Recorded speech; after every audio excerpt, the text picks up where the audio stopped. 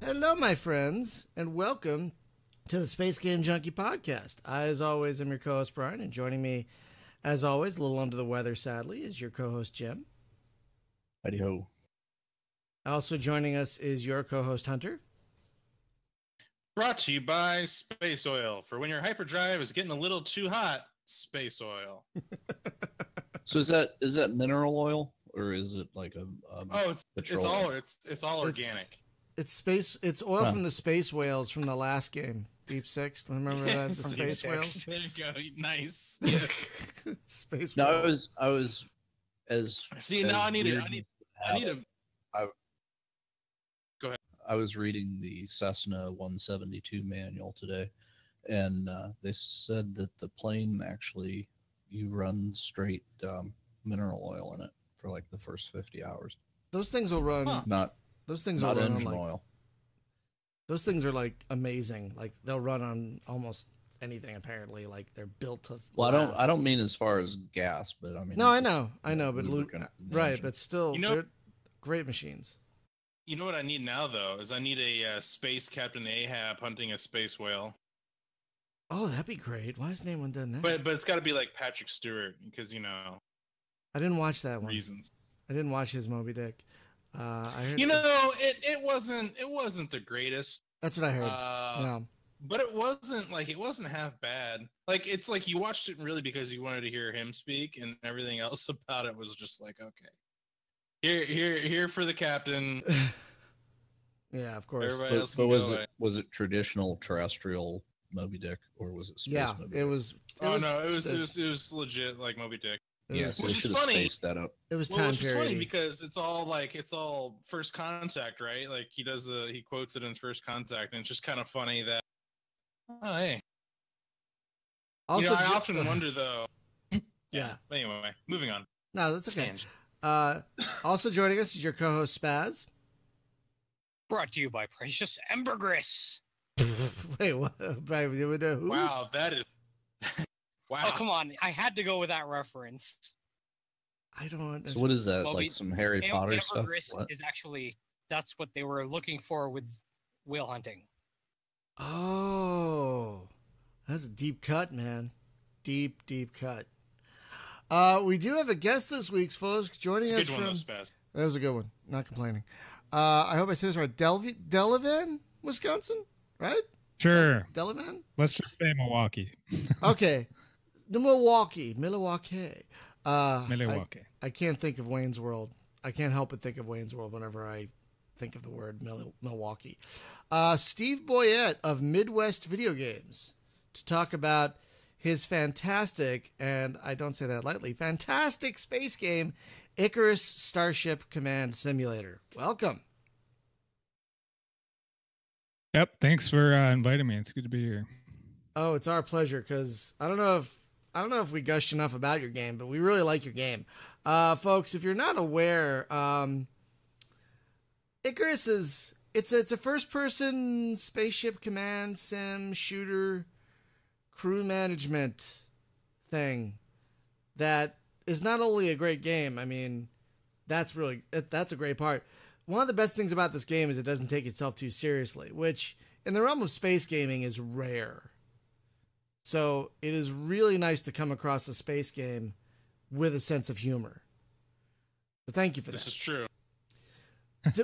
Now is humor a part of the game from the inception, or was that something you mixed in as you went along?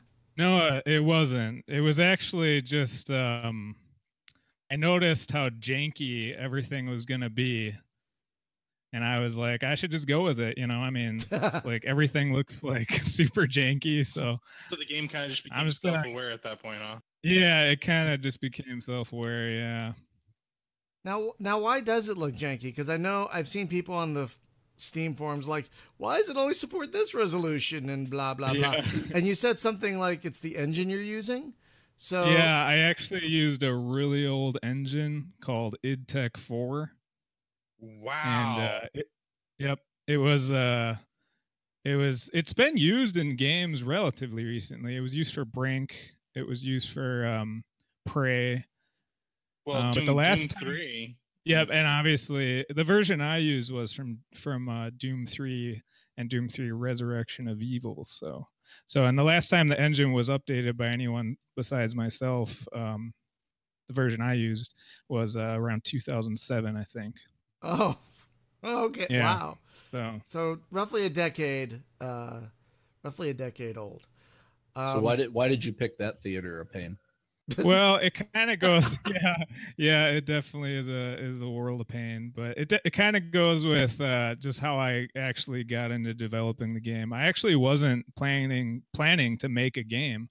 I was just reading the source code, and I was just reading it to learn how to program and how to make software and make games, and making changes to it just for the heck of it, just to see what I could do with it. And eventually I was like, you know what, I could make a game with this. So I decided to go with it.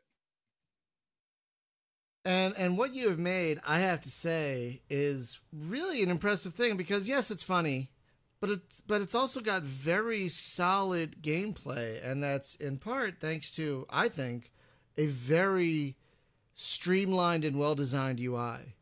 I mean, a game like this where you have to manage crew and stations and weapons fire and all that stuff, that could live or die by its UI.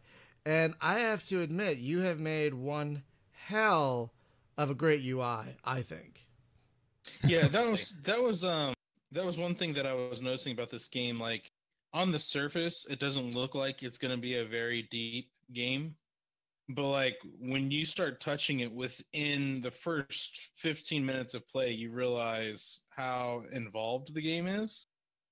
And I was telling these guys earlier in our admin chat that to me, looking at this game and playing this game, I feel like this game is a cross. It's like the love child of Elite Force, Elite Force 2 and Pulsar. Yeah. Yeah, I mean, the UI was something I was really worried about, actually, because even towards the end of the development, I was still getting a lot of people having problems with it. So, but for some reason, that didn't seem to pan out. People seem to like the UI, so, or at least think it's somewhat intuitive. It really is. Once you learn what things do what and why you want to put more power and bonuses to your computer, once people, I kind of learned as I went. I mean, the tutorial was pretty good, but I still kind of bumbled around on my own because I was half I just want to play. So it's not a reflection of your tutorial.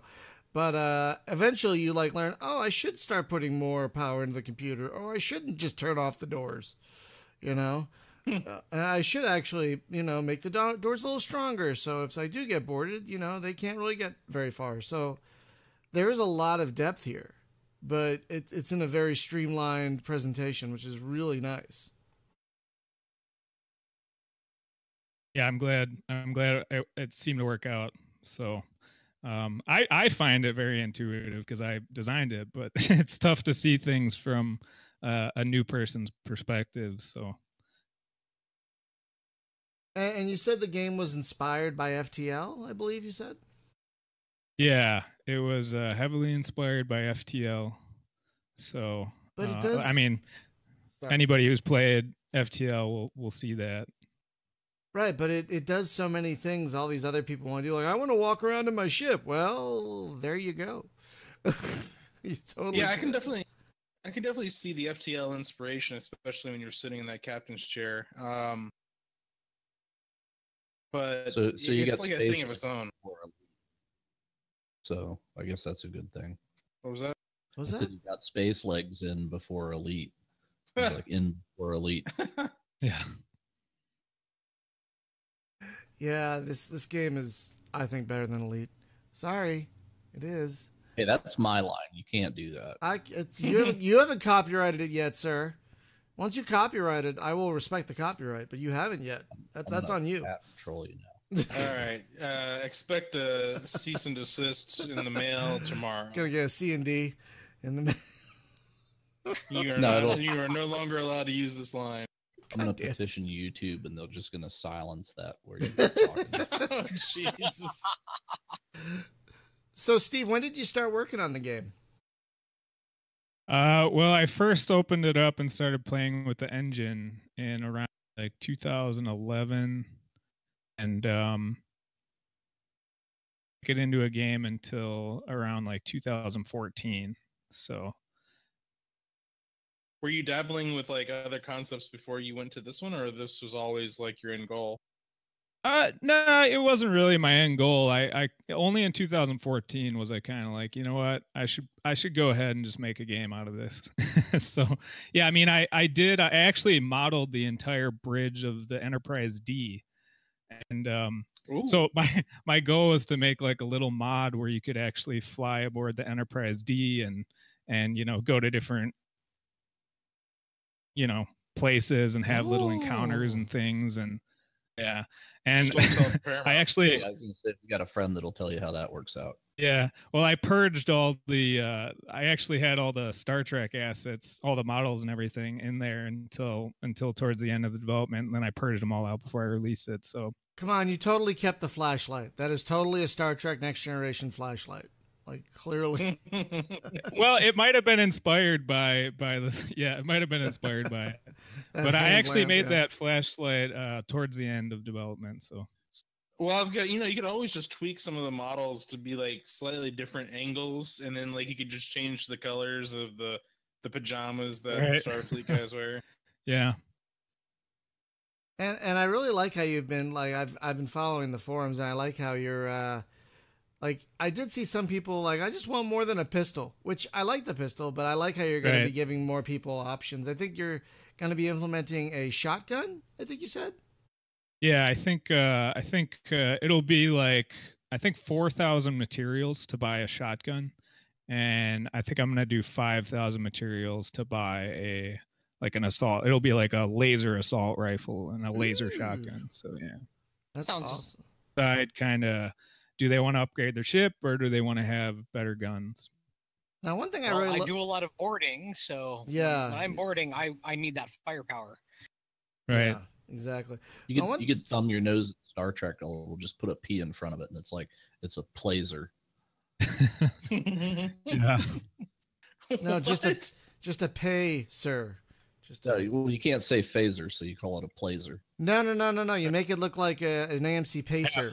You make it look like an AMC pacer. Oh yeah, like a giant flying bathtub. It's a pacer. It's just, instead of a phaser, it's just a pacer. My grandpa used to have a pacer back in the day. Loved that car. Those are great little cars. Anyway, I had a Gremlin, so I understand the love of the AMC. Yeah, because I wanted to say, like, you definitely need the boarding stuff, because one thing I love about this game, I haven't done it enough, is the boarding, how you can board other people's ships, and you can steal them, right? I haven't done that yet, but like, if you find a ship that's better than yours, which I haven't yet, but if you find a ship that's better than the Icarus, you could totally steal it, which is great. Yeah. Yep. I tried stealing that first space station, but they didn't let me have it. Nah. Oh yeah. Can't really go anywhere with it either. I was like, I can transport over here. Hey, these people won't talk to me. I wonder if I can shoot them. Yes, you can. But they didn't seem to really care. Yeah. Like nobody else noticed that I shot the guy that was in the middle. Yeah, they kind of just let you murder him right now. I did happen to find one of the derelict battleships. It's actually better than your starter ship. Right. Oh. But there's some fun stuff with that. And it is possible to capture it. I just haven't done it yet. What's the fun stuff? The fun stuff is it's infested. I mean, when I say infested, it's the kind of thing where, let me just say Space Beast Terror Fright and leave it at that. Oh, God. Okay, I'm probably never doing that. I get Brian, Yeah, you love I that watched game. your video where you encountered the spiders. So Yeah. sorry they were. Yeah. Sorry they were so I'll- creepy. oh God, my skin was really crawling. You know, I actually have a fear of spiders, so that Oh, was no. kind of like a little thing to try to help me with that. So I was playing Skyrim and I forgot that there's a mod that turns all the spiders into bears. So Oh, yeah. You know what would be the best though is do you remember like the old? I think it was Parker Brothers made that game Cooties. yeah, Yeah, you Long remember time the ago. Cooties, right? They should have a mod that turns all the spiders into Cooties, and then that would be amazing.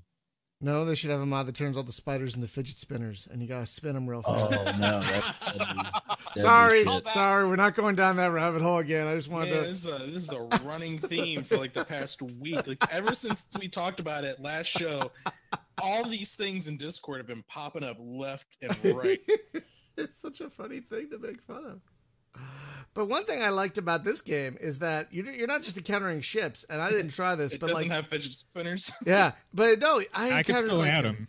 a A giant space big- fidget spinner. a giant space fly. I think I encountered once. Yeah, Can you board that? It looked like you could, but I'm not sure. yeah, you can. You got to get your flashlight out quick though, because it's Oh. pretty dark. Oh, ew. Is it all gross and icky in there? Well, a little spoiler: there's little worms inside. Oh, They can kill you. okay, I'm not doing that.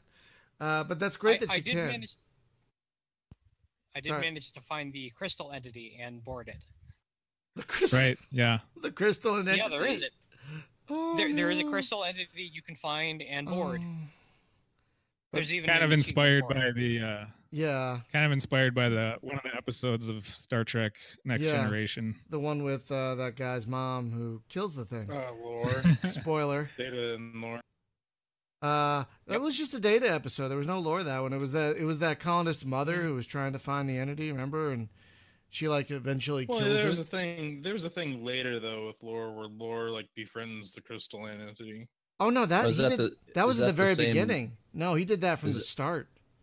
Is that the Farpoint Crystallinity? Or No. Crystallinity? No, that's the crystallinity that destroyed Data's colony, except for Data. Oh. Which you don't see. That happens before all that. It's lots of lore. But I just kind of love that there is a crystalline entity in your game. I'll have to see if I can find that. But that's what I was gonna say. I love the variety of things like that. Like, even though I hated this, I love that there was a sector with an insanity event where your crew will start killing each other. I was really, Right. I was really, really mad when I ran into that because I lost 2 crew members. I was like, ah, son of a bitch. You know, when I that saw can that, I was happen like, "Well, this with is combat. different." You can have a ship attacking you while Yeah. that's happening. Yeah. Yeah, it's really frustrating because crew members like FDL are so valuable in this game. They're so valuable. So, are the insanity events just random? Like you jump in somewhere and it's going to be there, or do you get any kind of forewarning, or is there a way to get the heck out? And- You save scum. Yeah, you could save scum. Yeah. You could warp out, but your engines, I'm not sure if your engines charge back up right away when you encounter one of those phenomenon, but As I recall, you could warp away potentially. yeah, as I recall, they still have the charge up time, like with any other event. Okay. Yeah. So the goal of the game is to get to the center of the sector and stop the supernova. Get to the that's about star. but do you learn how to do that on the way? Because like you're not told how to do it once you leave. You're just like, go and stop it. Okay, how? So do you learn that like through little clues along the way? Yeah, they kind of go through that. I kind of hinted at it in the emails you get from what I call Fleet Command. So I do love that, by the way. I do love. Right, yeah. Again, very funny. Very Yeah. funny. So they kind of hint at why they think you might be able to fix the star. Okay, and is that the only ending? Or I mean, besides death, clearly, is that the only way to end There the game? there is a secret ending as well. Yeah. What? Oh, jeez. Uh, Thargoid. Steam achievements for how many people got the secret ending, and it's only like 1 or 2% of people. So Well, the secret endings where you run into that kid, and then no matter what choice of the three you make, then they still blow up all the Mass Effect gates, and then people are really upset. It's just a different color ending each time. What is this? Now, I wanted to ask about the random generation because it's different every time you start a game. The way the sectors lay out are all those like events and whatnot laid out before you even start, or do they generate as you go? they're laid out right in the beginning. Yeah. Okay, so is that one of the reasons it takes a while to load the game? Because it's yeah, generating all those that things? is one of the reasons. It's also generating all the geometry for the level for the ships. So Oh wow! so that's probably what takes a large amount of time. And it's also loading. Everything loads in the beginning. Some games they'll have loading. Like another way I could have done it is to have it load after every warp, right? Decided to just do all the loading in the beginning. So if I had a newer engine, I could have done a streaming where you stream in textures and other information while you're playing. So that's what a lot of newer engines do. So Right. I mean, I did appreciate. I mean, it was a little confusing at first. Like, is something wrong with my computer? Right. Yeah, I saw your video. That was quite a while. But how fast is your processor? It's an older processor. It's a what is it? i9 720. It's an older processor. I'm gonna upgrade next year. Yeah. But I mean, it runs most things fine. A good processor and solid state. It usually takes at least a minute. So. Oh yeah, this is just on a platter drive. So right. So that's probably another reason. But I'm not. And please don't think I'm complaining. I'm not complaining. Now that I understand what's going on, it makes perfect sense. But once I learned that that's what it was doing, it made me appreciate the fact that there's no real pause in between anything once you start going, right. which I really like. Yeah. You know. I was gonna ask: is there ever gonna be a way to like kind of get a hint as to what the what's in the next sector? Because you don't get any hints as far as I've seen. No, you really don't. Yeah, it's kind of a surprise every time. So you can kind of get around that by save scumming, but right. I'll admit I do that to avoid the insanity events and nothing else. If there's combat, I'll take combat on, but insanity, no. I actually actively avoid those sectors and move around them. Right. Yeah, I thought about doing a scanning thing where you could scan, but I thought it was better to make it more of a surprise every time, so you kind of have to stay on your feet. Which is nice. Yeah, I was wondering. Yeah, definitely. I was wondering though, when you start off, you have access to that body armor that you pick up in your captain's quarters. Is there ever going to be a way to maybe manufacture another set of armor so that you don't lose health? Yeah, that could be. That's not a bad idea. You could sacrifice an idea for the future. You could sacrifice materials for armor. That could be something. Yeah, that'd be a good idea because I was like, there's no armory on this ship. It's just this is it. One little pop gun. Yeah. There's got to be an armory, something. I also noticed there were no bathrooms, which. Well, they're in the underbelly of the ship. Oh, okay. As with all the crew quarters, everything is just kind of underneath or above. It's kind of like that one behind the scenes thing of Star Trek. Like, where's the bathroom? It's right here. Yeah. Like if you get the books for the ships, they show you where the bathrooms are, but you never see them on Yeah. the show. Like, Right. apparently there's a bathroom in that little corridor between the bridge and the conference room on the bridge, you know? But they never show that. God darn it. What was I going to say? So, one of the things we were talking about before we started is that you do the voice work. And I got to say, the voice work in this game is fan-goddamn-tastic. The other crew members, Barnaby especially, love Barnaby.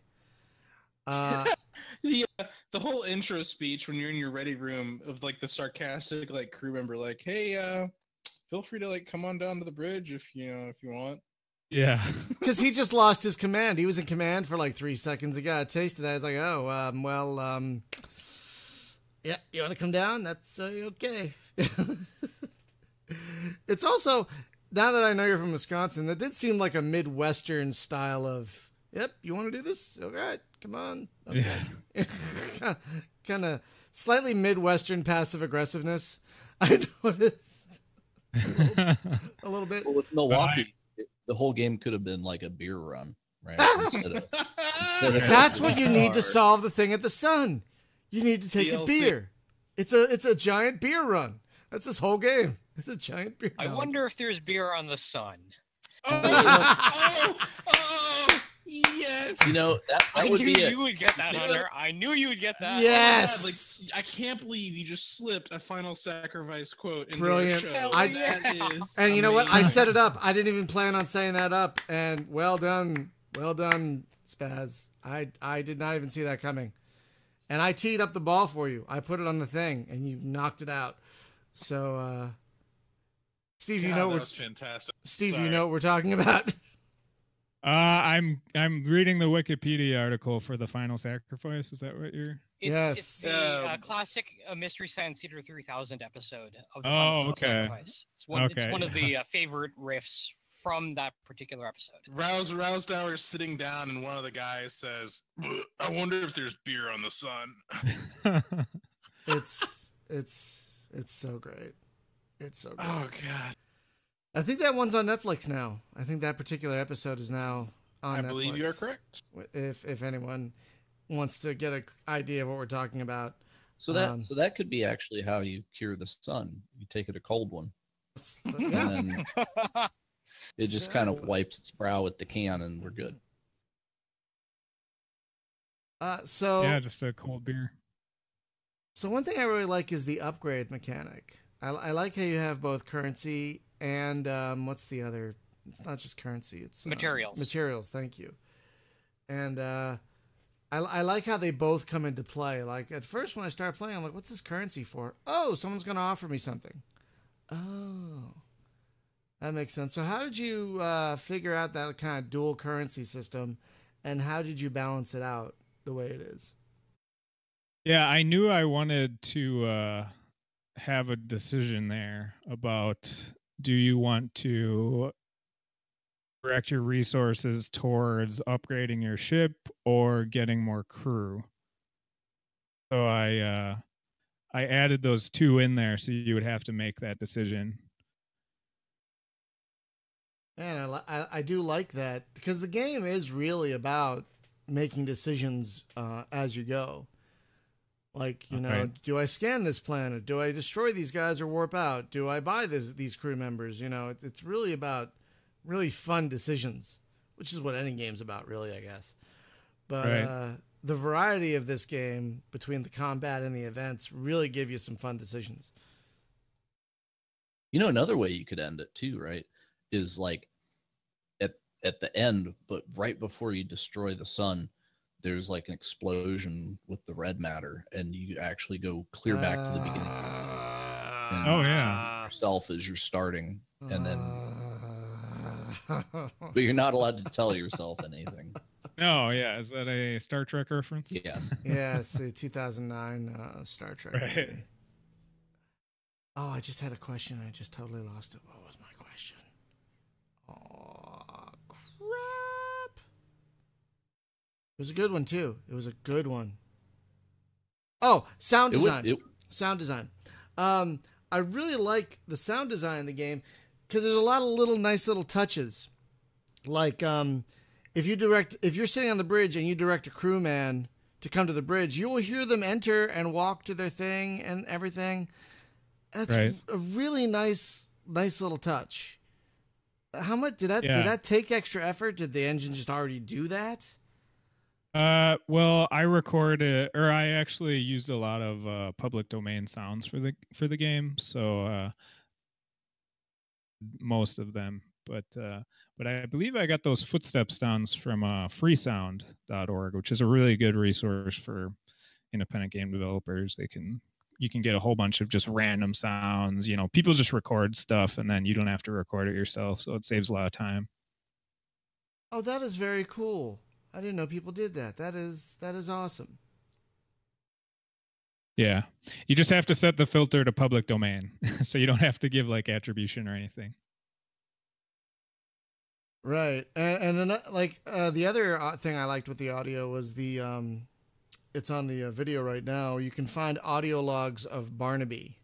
So how much work went into that side story? Because he's having a whole other adventure while you're off Right. doing your thing, which is amazing. His adventure is Right. amazing. And if we could get like an expansion or a sequel that lets us be Barnaby, It'd be like Half-Life Blue Shift. like, yeah, something like that. Exactly. Oh, yeah. I would so pay for that. I would pay $20 for that. Heartbeat. Done. Give me that Barnaby game. But how much work went into like scripting that out and recording that? Like, because that must have been a I separate wrote it process. all out. I wrote it all out, and I just recorded it. I think I did it over like a week or two, something like that. You know, I kind of took my time with it and just wrote it out, and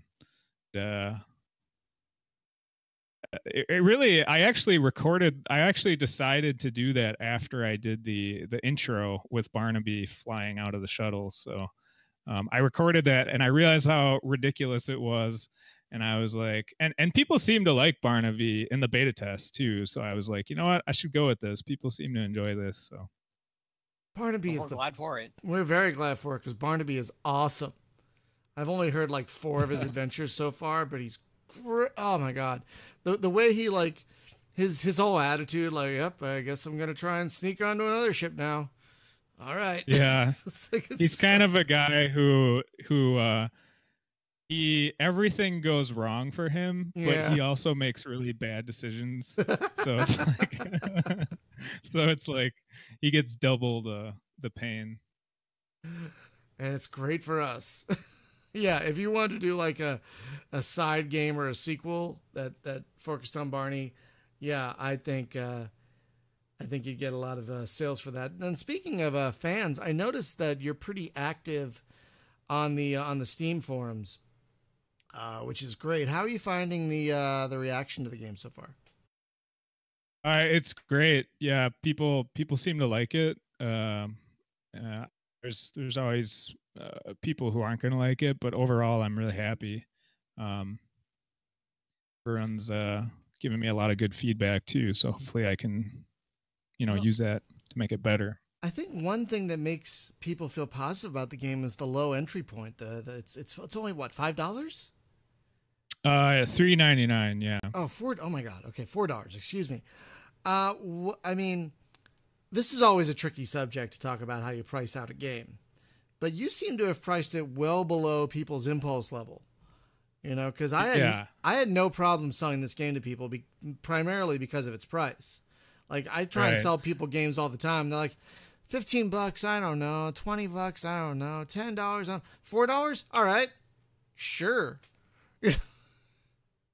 Yeah, I mean, I've taken economics classes, so it's really just demand and supply, determining a price. It's tougher with artistic things because it's not like wheat where you can there's already a market and you know how much you can sell it or buy it for. But right. But yeah, it's really, I took into account also that it's my first game, so people don't know who I am. They don't know if, they don't know if this game is going to be good or not. So, but I'm hoping to use any goodwill I generate with this game to hopefully get a bigger audience for my next game. And it seems to be working. working. You got fans right here. Yeah, exactly. Yeah, well, now that I know you're an economist, I'm suggest. Well, maybe I throw took Tycoon in economic. space. Yeah, I took economics. I took a couple economics classes in college, so I'm an economist. Somebody in chat was looking for a what was it? They were saying a space plumbing simulator. What's that game where you clean up after? Oh, Viscera Viscera cleanup. Yeah. cleanup detail. That's kind of close to that. That's true. I have not played that one, but I hear it's really good. You can actually do co-op with it. Multiplayer co-op. Wait, what? Yeah. Yep. Yeah, that's when it actually hits its thing, is whenever you're doing multiplayer, because then you have to deal with everybody else. And Plus, there's also Shadow Warrior level 2. Mm-hmm. So is that actually a separate deal? Because I've got the Shadow Warrior Viscera cleanup, but I don't have the base game. So can I just play the Shadow Warrior thing, or did I get the whole thing? If you have Shadow Warrior, then that's standalone, but you can get the base game. Okay, that would make a ridiculous Thursday night. I'm just saying. I thought about suggesting that. I'm adding it to my wish list as we speak. I can only imagine in VR. I'm sure it does VR. It has to. How could it not? So, by the way, that was my great success of the week. Was I bought a PlayStation VR, and I've wanted a Rift or a Vive for about a year. Cannot do it because my laptop that I use as a desktop, because it's about desktop size, I can't do it because it's got embedded Intel graphics chip. So it's the drivers for the Oculus say, "Oh no, we see that Intel chip. Get out of here, laptop." And it doesn't, which is funny because when I bought the laptop, it said it was VR ready. Oops. But anyway, so the PSVR, you hook it up and you install Trinus PSVR, which previously they made a thing that would stream stuff to your phone. So if you used like a Google Cardboard, then you could fake an Oculus out of it. It wasn't all that great, but they made a thing that's basically a driver for the PSVR, and you fire up Steam and it says, "Hey, I see you got a Vive," and it just works. It's amazing. So yeah, so I could now Viscera in VR. Oh, and it's half the price too, right? Right. $399 versus $799. Oh well, I might do that once I upgrade next year. Maybe. I'm not too excited about VR. Hopefully they're into like the next gen of stuff or whatever. I don't know, Brian. I mean, it's like I was playing iRacing over the weekend, and it took like 4 seconds off my lap time at Laguna Seca. Wow. 4 seconds. Wow. Yeah, it was ridiculous because it's the depth perception. I don't care about moving my head around and stuff, like your ed tracker or whatever. That's like gravy, right? The best part is that I have depth perception. So whenever I'm coming into a corner, I know how far, and it's not like I have to look at it and be like, "Oh, I know how far that is." Just my brain is wired for it because I drive a car. So, it's just like it just happens. And whenever it's just flat imagery on the screen, I have to use like visual clues, like, "Oh, well, there's a road cone there. I need to start braking there." Because that's how far out from the corner I need. But when you got depth perception, your brain just autopilots it. It's great. Well, Steve, are you gonna make this game VR at some point? No. Yeah. I'm so the kidding. engine's not really set up for that. Theoretically, it's already VR because I could throw it through Vorpex and split it into dual screen and do left eye, right eye stereo separation. I bet I could do that on that engine. Because I mean, I can go clear back to like Battlefield 2 and do it. Yeah, you should totally try it. I think that should happen. Okay. Well, if you can pull it off, let us know. Yeah, I'll try it later in the week and let you know. This would be a good VR game. Come to think of it, because you're pretty sure it'll work. Because you use Vorpex, it'll take anything, right? And it just stereo splits it. It tricks your video card into doing it. And which was kind of exciting. Hunter sent up a video. It was like a presentation from NVIDIA where they're going to start rendering multiple displays in a different way. Like in Because the proper way that they should be rendered, honestly. Like I don't understand why they're not. Yeah, it's weird, right? So if you have a multi-monitor setup, like say like 3 monitors, and then you try to wrap a scene around it, then if the monitors were flat across, then the image would be correct. But whenever you bend the monitors at an angle to try to surround yourself with it, then it basically it folds the world and it looks jacked up. So what they're doing here is they say, okay, well, we know you're going to put your monitor at like a 45-degree angle. Therefore, you can tell the display port this monitor is rendering at that, and it just does it, right? So it's almost like they're rendering multiple cameras. Like each monitor is a camera in the 3D space now. What I think is going to be interesting for that is then they're going to be able to render left eye, right eye for an Oculus, and you're not going to have to do cool video card tricks. It's just going to do it right in the driver. Yep. And that's going to change the game. NVIDIA's doing some wickedly cool stuff with their hardware. Yeah. So yeah, looking forward to that. So now that this game is out and you do plan some patches for it, what is your plan for it next? Are there going to be any expansions or DLC or anything like that? Horse armor. You need horse armor. Yeah. Well, body armor anyway. Paid mods. That's it. Paid mods. We're going to Bethesda this thing straight up. Yeah, I don't have any plans for DLC or anything like any expansion thing. It pretty much is, besides the changes that I'm planning, like adding more guns and an Iron Man mode and fleshing out the hails, it pretty much is what it's going to be. So, but that's fine because there seems. I mean, I like Spaz. You're 9 hours in. How close have you gotten to the sun? Well, with the last patch, it invalidated my last save, which is fine. You know, that's not a problem. I just have to start Sorry over. about that. No, I'm not complaining because I would gladly start over and go through it again because I have so much fun with it. Yeah, it's I really board not... every ship I can. I loot the credits off of that. I end up with max ammo a lot of the time just because I'm killing everything, and that's fine. I was at a point where I had about 9,000 credits because I had been looting everything. Right. But now, that leads to my next question. Why were there all these patches that invalidated saves? Was that an engine issue? Or... No, well, it was really a problem with the save files. There were bugs with the save files. Oh. So I didn't want to. I didn't want to leave. I could have made it backward compatible, but I didn't want those save files to be there because even if I let people load them, it could have prevented the final cinematics from playing correctly or something else. So. This is still active development, though, right? Like you haven't gone 1.0 yet, right? Well, it is the final version for the most part. It's not beta. It's release. So, but it just helped to get people testing the game. They found bugs that none of my beta testers found, and I had like 100 beta testers. So holy crap! How'd you get so many beta testers? Well, I did. I actually did a groupies. I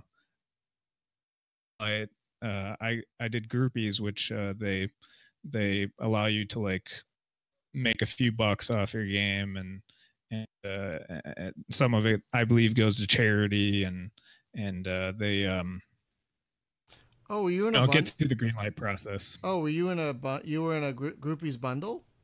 Yeah, it was a bundle. Oh, I must have missed that bundle.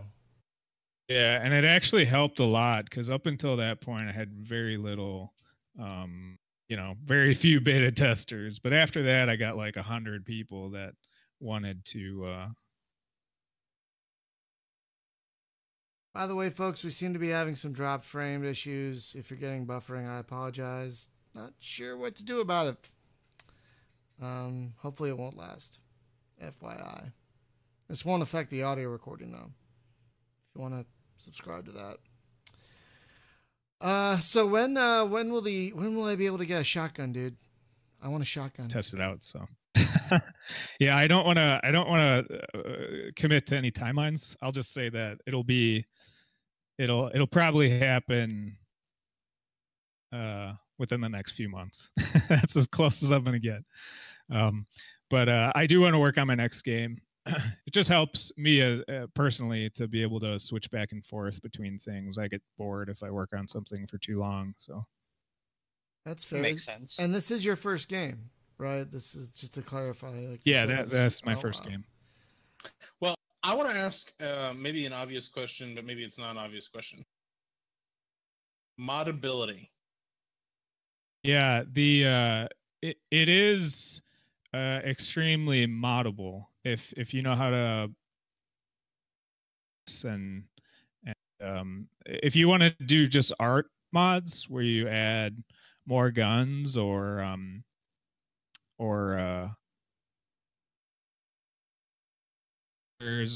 add different ships or anything like that, it's very moddable. But a lot of the files and file formats are really out of date, so it's not as easy as people have become used to with like Unreal, which is everything is modern and relatively easy to use. So it is complex to mod, but it is feasible. So if someone were to, like, say, make their own custom enterprise bridge, it's possible. Yeah, it's certainly possible. Good to know. I know a few people. All right. Yeah, we might have to send out the call to have someone make an Enterprise D, like you said, because if certain assets were to perhaps leak out into the public from some anonymous modder that could... Right, yeah. I can also talk to that guy who made that the original series Enterprise. Remember that one, the VR one you could actually walk through. Oh yeah. That was a couple years ago, but that would be amazing. Imagine that whole thing in this game. They've boarded Deck 38. Okay, gonna run down to Deck. Yeah. You three red shirts, go take care of that for me. There's like 1 billion red shirts. Yeah, I saw a picture. It was like Kirk standing in there, and there's 3 red shirts, and he's like, "All right, go up there and dig 3 holes." And they're like, "Why?" Don't worry about it. You'll find out. You'll see. You'll see. That's cold. So the different rooms in the ship, because I'm fairly new to this, I'm still in the confusion stage. Right. But it's like I walk in, the science officer's in the sciencey room.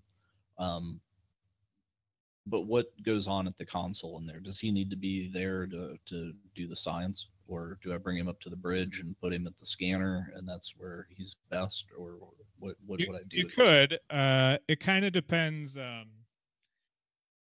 There's 3 different types of human crew. Well, actually, technically, there's 4 different types. There's a captain type, there's a tactical type, there's an engineering type, and there's a science type. So the science type is really good at buffing consoles.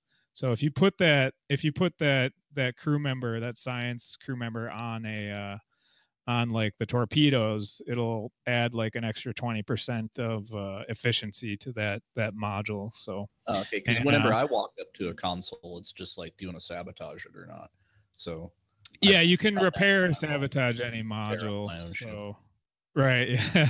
And I kind of like how the repair thing is its own little mini game. Like yeah.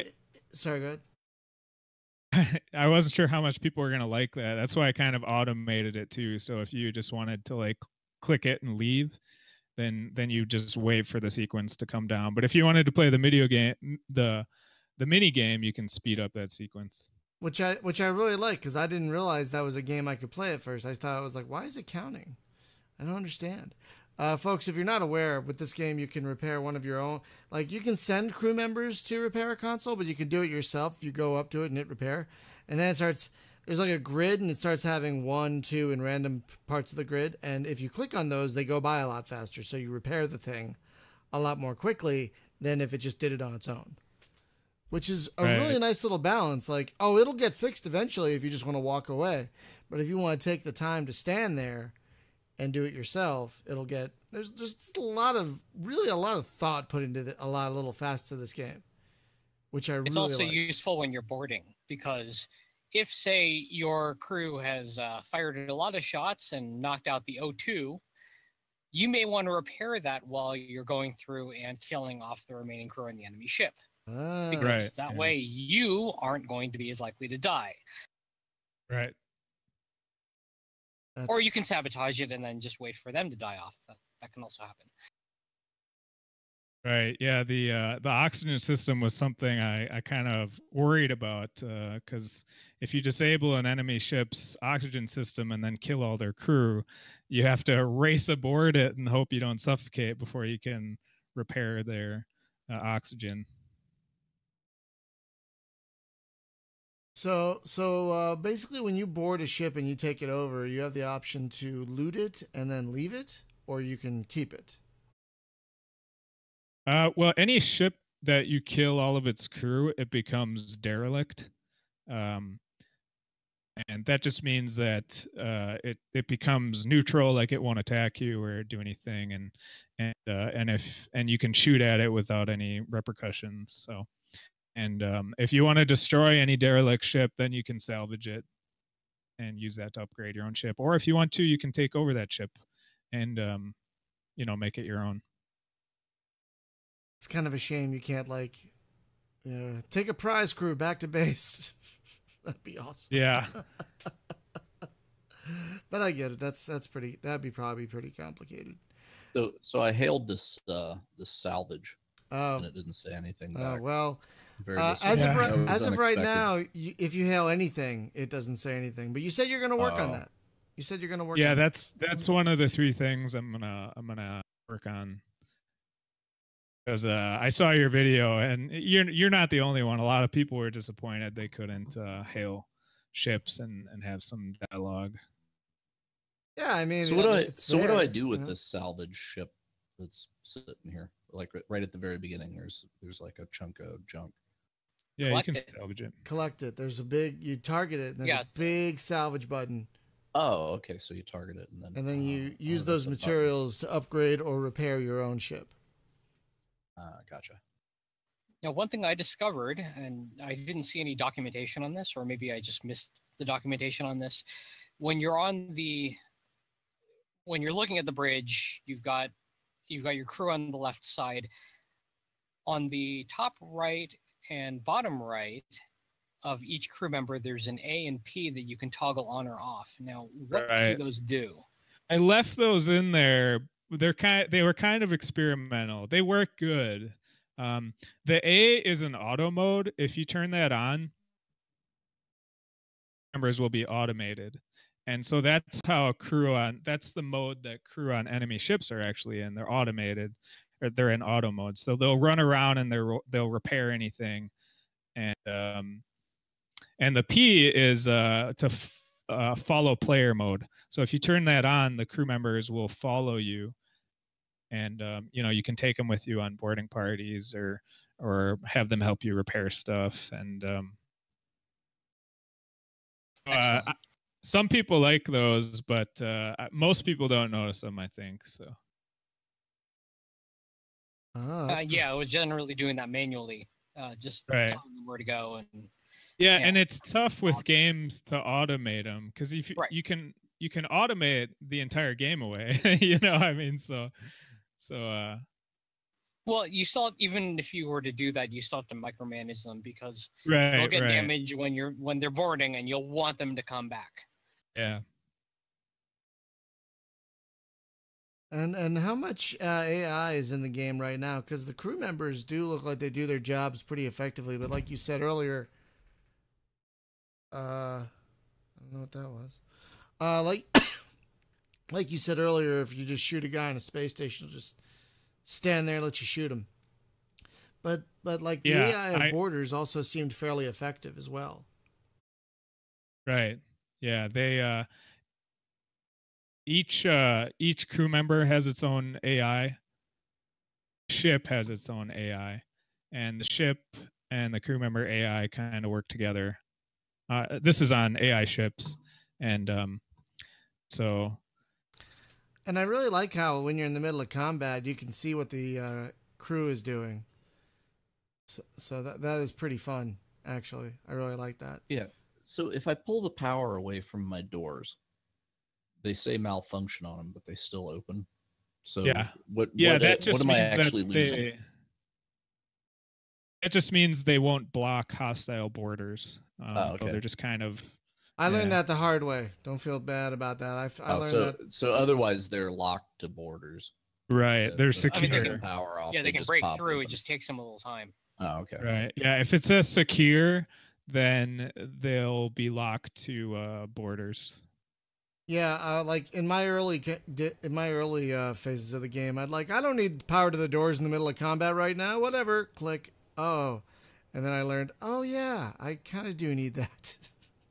Now, So- if they board you, you kill their boarding party. Then you can turn off the power to the doors because they're not going to board you a second time. Right. Typically. So Typically. the space station that I start out right in front of, can I do anything with that? I mean, other than go over and kill everybody, but can I recruit those people as crew or anything? No, you can't. Yeah, they're kind of focused on the space station. Oh, okay. Yeah, because I just didn't know if it was like, hey guys, we're screwed. Get on my ship. Let's go. We're going to the sun. So Now, is it possible for an enemy ship? I haven't seen this, but is it possible for an enemy ship to surrender, or is it just all or nothing, basically? It's pretty much all or nothing. Okay, because it would be great if like you surrender, give me 3 of your crew members, and then just go off, jog on. Yeah. Yeah, I thought about doing a scenario where if you kill their captain, they become neutral or friendly even. But I don't know. I'm gonna blow them up. Or it's like a Klingon, it's like a Klingon ship. You know, you have to kill their captain to take him over. Right. So how I saw that it seems to take people about 30 to 40 hours. Really? To beat it? Yeah, I saw one guy, either he was 2 playthroughs or 1, but like I think he got about 30 or 40 hours out of the game. Yeah, I've seen people with a large amount of hours in the game. So I think they're probably replayers. You could probably experience all the content if you don't, die or get yourself into a position that you can't advance in. You can probably get through it all in about 8 to 10 hours, 8 to 15 hours, somewhere in there. Maybe even less than that if you're really quick. That's still a great bang for your buck in terms of how much this game costs. That's still. I mean, Spaz already has 9 hours, and it doesn't sound like he's gotten super close to the sun. So yeah. I was going through completionists though, just trying to get through every sector aside from the insanity ones. Yeah, the grid is rather large. I mean, it looks like a lot of space you can explore. Yeah, there's 192 grid positions. So, and if you just decide to eschew the going to the center and just fly around and explore, will the universe eventually blow up? Is there a clock running?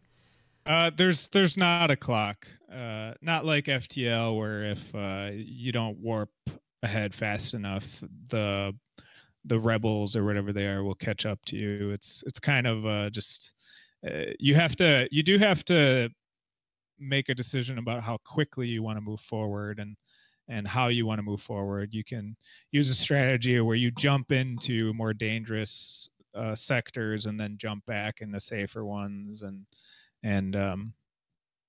any kind of timer though. Oh, that's pretty cool because I hate timers. I really yeah. I'm not a big. I mean, if they add to the gameplay like an FTL, I think they're good. But generally, for a game like this, I think it's more I actually hate them in FTL better to let people too, explore. honestly. Oh, really? Oh yeah. No, one of my there was a mod that turned off the fleet chasing you, and it made it just like a exploration sandbox. I fucking love that. Excuse my language. Yeah. But I love that. That's how I play the game most of the time. When I did play it. One thing I kind of like is that this is probably just a me thing, but one of the reasons I don't play FTL too much is because I got too attached to my crew. Like I learned their names and that's it. You know, that's like, oh no, they're dying. Here, you don't seem to have that issue, which I gotta say I kind of appreciate. Actually, yeah. I mean, you can name your crew members, but they are a little more fragile. And I'm kind of fine with that because it means I don't get too attached. Right. That's like, yeah, if you do level up your character all the way, they're extremely hard to kill too. wait, what do you mean level up your character?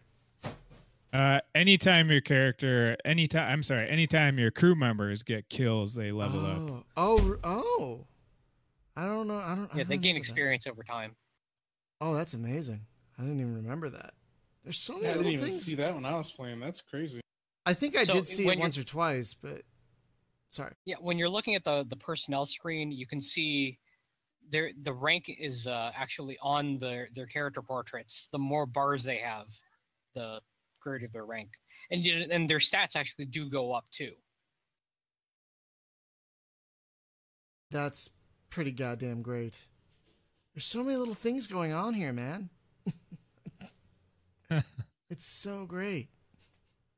It is a very complex game.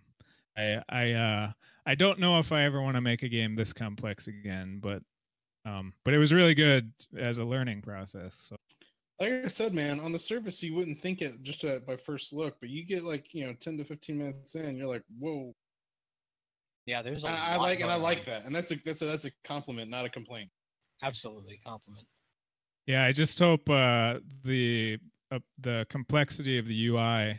A lot of people get, I think, a little intimidated. It's not the right word, but they get kind of intimidated by it. Well, I'm a fan of old school Star Wars Galaxies, so complexity is not an issue for me. I don't know if anybody understands that reference. Oh, sure. Well, it's one of those games where it's going to click with you within 15 minutes, or it's not, and that's okay. Right? Yeah. Yeah. And it looks like it's definitely not a game for everyone. But it looks like it's clicking with quite a few people. I mean, the reviews are pretty positive. It seems to be getting good sales on Steam. Are you going to be taking part? I know my gun's clicking with these aliens' heads. Are you going to be taking part of the Steam sale that starts in a day or two? Actually, I'm not. I don't know if I'm going to. I don't think so. Just because the release discount was so recently. But yeah, that's. But just like any other game, I will. Just like any other game. Yeah, you'll regularly have it on sale and whatnot. Because this is a game that would not be hard for, I think, anyone to jump into at any point. Because, again, it uses an older engine, so it'll run on just about anything. And it runs well. Yeah. And it looks the loading times are the main thing that will be a difference. But as far as how fast the game runs, most people should be able to get a good frame rate. Yeah, I mean, if it's running on the Doom 3 engine, even when it came out, Doom 3 ran really well, if I recall, on a wide variety of machines. 2004, I believe. Yeah. 4 or 5? Yeah, something like that. Pretty efficient engine. It's a little processor heavy, so that can be the main problem for people if they have a lot of cores, but they have slow processor speeds on each core. That can be a big problem for them. Yeah, I'm looking at what mine are. Yeah, i7 920, 2.67 gigahertz on each core. It's an older machine. That's probably why those load times weren't the best. Yeah, it's just a little bit below the recommended processor speed. That wounds me, man. That wounds me. I can run The Witcher 3 just fine, and yet this. Yeah. It is. Computers have newer engines have a different, philosophy. They use cores. They use lots of cores, and they have all these different cores running, and they can get really high speeds. But back then, most computers only had 1 or 2 cores, so it kind of had a different philosophy when they made that engine. Oh, that makes sense. That's one of the reasons, like, for example, Distant Worlds, one of my favorite games. I don't know if you've played that, but it only uses a single core. So, yeah. That can get a little chuggy on some big maps. But a lot of games these days are more GPU reliant, aren't they? Like, especially first-person games like this. Your bottleneck these days is GPU. Which most of the time. Apparently you can't buy these days. Apparently there's a big shortage of those right now, from what I understand. Well, specific types. Oh really? It's specific types. Because of the whole Bitcoin thing? I guess. Is that Distant Worlds? Is that Distant Worlds Universe? Is that the game? Yeah. Yes. Yeah. Amazing game, by the way, if you haven't played it. It's my favorite 4X. But yeah, it looks pretty good. Its engine is a little older, so it can chug a tiny bit, but it does things that no other 4X game does. I could gush about that game all night, so I will stop now. But if you have any interest in 4X games, I'll check it out. I like. I'll just toss out there that you can automate everything down to just one ship that you control, and only you control that, and everything else is just automated. Or you can micromanage more if you'd like. Yeah, I liked Sins of a Solar Empire, so this looks kind of. This is definitely a few notches of complexity above that. Oh, really? Wow. Oh God, yeah. Complex. Oh God, yeah. It's pretty complex. I mean, it's got a fairly detailed manual and multiple tutorials, and even then, it took like a few hours of playing as one ship for it to click for me, because I wanted to see what the AI was doing and everything. And then I started taking over bits of the game for myself, like espionage and whatnot. But I left other things automated. And it really becomes a high-level Admiral simulator or an Emperor simulator. Like, if you automate what you want, it's so great. Sorry, folks. This is not the Distant Worlds Universe podcast, so. But yeah, it might be on sale in the sale starting in a day or two. So if it looks interesting to you, definitely check it out. So you said you're already working on your next game. What is that? My next game is called Above Earth. And it's going to be a survival game. The setting is going to be aboard a space station, and there's going to be some story events that explain why you're aboard the space station and why you need to survive aboard it. And it's going to take inspiration from a lot of different survival games, but it is going to be a more it's not going to be anywhere near as complex as Icarus, which is a very complex game. So that doesn't mean it won't be complex, but it's going to be like most. It's going to be a straightforward game. So I hope this isn't a mean question, but there are quite a few survival games out there. Yeah, there are. There's a lot. So what do you plan to do with your game to try and differentiate yourself from the pack? And I ask that to try and help you sell your game. Zombies. Right. Zombies, they're the new thing. Oh yeah, zombies. Yeah. I think the story elements that I don't want to really talk about too much just because I haven't completely set on them, but and I don't want to spoil them, but think it'll be different enough that it'll give people something to look at least, to consider. And how far along is that one? Well, I'm mainly doing the art now, which is probably my least favorite part of making a game is all the art. I'm not a great artist, but I want to get the art out of the way so I can focus on gameplay mechanics. The art for Icarus was I will quite need charming. I'm sorry. I was just going to say the art glad. for Icarus was very It's a good charming. word for it, yeah. No, because it's kind of... This game has a lot of old school sensibilities. Yes, it's inspired by a relatively newer game, but some of the complexity and the look of it did remind me of even older games in a good way. You know, it reminded me of something that might have come out in 2003 or 4, you know, when games were a little tougher. And didn't hold your hand as much.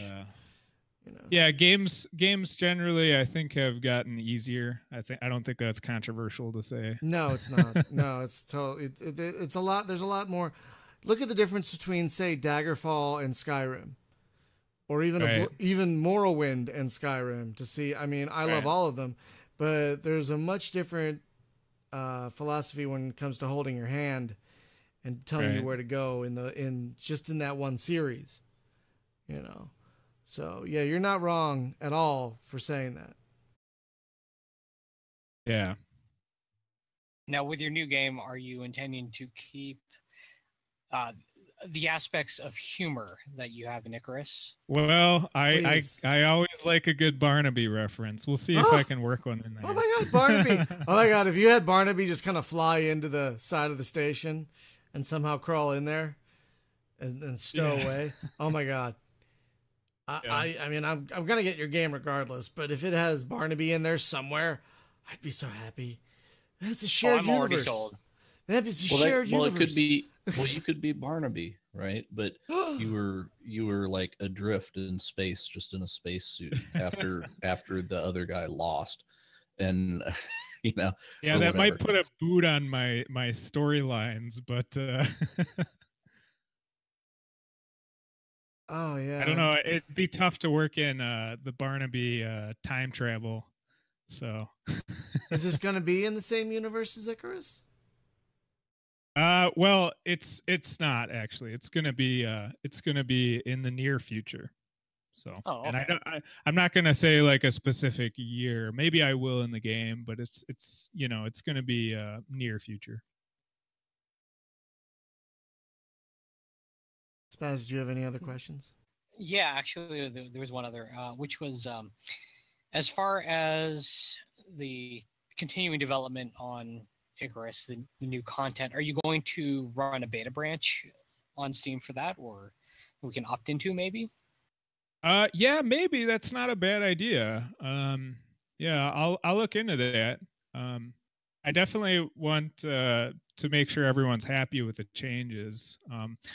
The Hails and the Iron Man I'm not so much worried about, but balancing the guns and how much resources it costs to purchase them, that might be something it would be good to get some feedback on.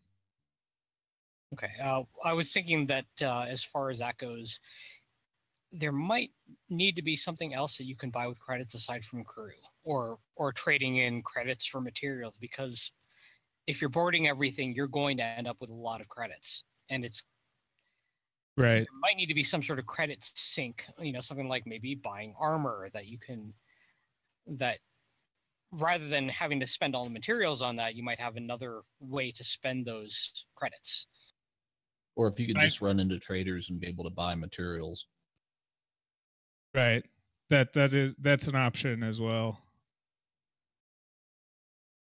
A surplus of credits. Yeah, that could be something I could balance some more too with these guns, or with how you purchase them. Yeah, something like 4,000 materials or 6,000 credits, something right. like that. That sounds like a good idea. Sounds like an excellent idea. Oh well, my brain is starting to melt, so I'm running out of questions. So I guess I'll wrap up with are you playing anything else besides your own games right now? Basically, I'm just focusing on games. That's fair. That's the answer we get a lot of, actually, which is totally fair.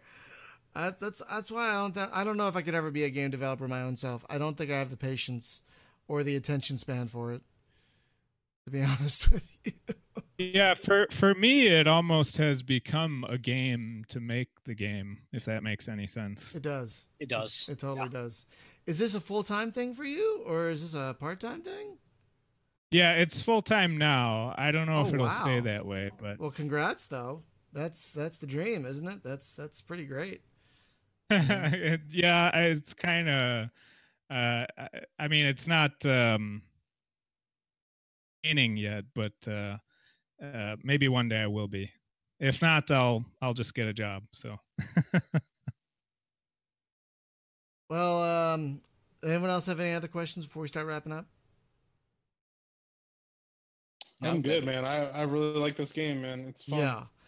Again, the game, folks. The game is Icarus Starship Command Simulator, and it is. It's so great, folks. Seriously, I just can't gush enough about how great this game is. It's fun. It's violent. It's really funny and well written. It's detailed. It's just really great. And at $4, you're doing yourself a disservice not buying this game. I mean, it is a really great space game with a lot of content for $4. It's really one of the best values in space gaming right now. Really, it's not even on sale. That's its base price. So, and again, I did do a series of this game a few weeks ago. If you want to look at the YouTubes, to check that out, give you an indication of what the gameplay is like. It's basically first-person FTL with a lot of humor, and you should definitely own it. So go to Steam right now and buy it, people. It's called Icarus, and there are other Icari on Steam. There's like several of them, actually. I think one of the games is Icarus.1, and that's another first-person space game. It's like, oh no. And there's Guns of Icarus. At least doesn't have Void in the title. At least it doesn't have Void. So, or something. So folks, just a programming note real quick. This Thursday on the stream, we're going to have our first board game night. We're going to be using Tabletop Simulator. What is that game, Spaz? Tiny Epic Galaxies? That is it, yes. Which I've never played, but I'm excited about it. I will teach you. This is part of a new string of Thursday nights we're trying, where we have kind of a schedule, but we vary it up a bit. So this is going to be our monthly board game night. I think it's the third Thursday, it's the fourth Thursday of the month. And then Sunday, we're doing our monthly MMO meetup, our last one with Discovery Freelancer. That's going to start at the crack of 9 a.m. Pacific time. If you'd like to join us, Discovery Freelancer is free. So if you'd like to join us, it's going to be great. And then next week on the show, last show of June, we're going to be welcoming the developers of the arena twin stick shooter Space Cats with Lasers. That's actually a game, and we're actually going to be playing it. That's actually the name of the game. You actually play a cat with lasers shooting at things in a space arena. Lasers attached to their freaking heads. I think that's what it is. I have often wondered, and all the game mods that happen, yeah, nobody has made a gun that is a laser cat. And I do not understand this. The closest thing I can think of was, remember that game Shogo? The mech for Shogo Mobile Armor Division. Yeah, yes. There was another game that developer made called Claw, and it was like a Sonic the Hedgehog style